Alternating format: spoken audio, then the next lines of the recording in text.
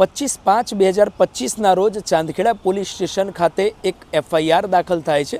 ફરિયાદ એ પ્રકારની દાખલ થાય છે કે અમૂલ ફ્રેશ ક્રીમ ભરેલો એક ટ્રક જે RJ 44 નંબર પ્લેટવાળી હોય છે, જે નકલી નંબર પ્લેટ લગાડી અને આ તમામ જે 1350 જે પેકેજિંગનું જે આ ફ્રેશ ક્રીમનો માલ છે તે લઈને ફરાર થઈ જાય છે।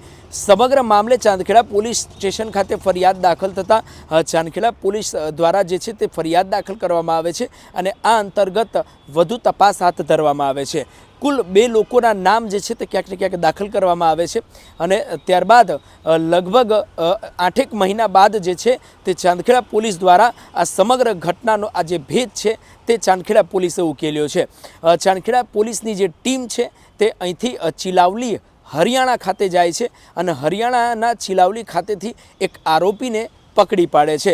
કુલ 2 આરોપી આ સમગ્ર ઘટનાની અંદર સંડોવાયેલા હોવાની પ્રાથમિક માહિતી છે, જેમાંથી એક આરોપી જે છે તે ફરાર છે, પરંતુ એક જે બીજો આરોપી છે તેને ચાંદખેડા પોલીસે પકડી પાડ્યો છે।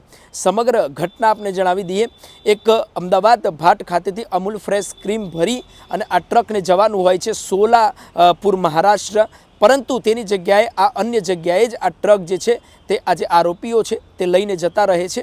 લગભગ 1350 પેકેજિંગથી આ માલ ભરેલો આ ટ્રક હોય છે, જેમાં અંદાજિત 28 લાખની આસપાસનો કુલ મુદ્દા માલ જે છે તે હોવાની આ પ્રાથમિક માહિતી મળી રહી છે। ત્યારે ચાંદખેડા પોલીસ સ્ટેશન દ્વારા ફરિયાદ દાખલ કરી તપાસ પણ હાથ ધરવામાં આવી છે।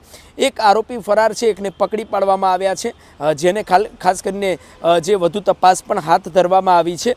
ત્યારે અન્ય આરોપીને પકડવાની અને શોધવાની તજવીજ જે છે તે ચાંદખેડા પોલીસ દ્વારા જે હાથ ધરવામાં આવી છે। પકડાયેલા આરોપીનું નામ રફીક ઉર્ફે કાળા છે, જે ચિલાવલી હરિયાણાનો રહેવાસી છે। તેને પકડી આગળની વધુ તપાસ હાથ ધરવામાં આવી છે। લગભગ 7-8 મહિના બાદ આ સમગ્ર ઘટનાનો ભેદ જે છે તે ચાંદખેડા પોલીસે ઉકેલ્યો છે।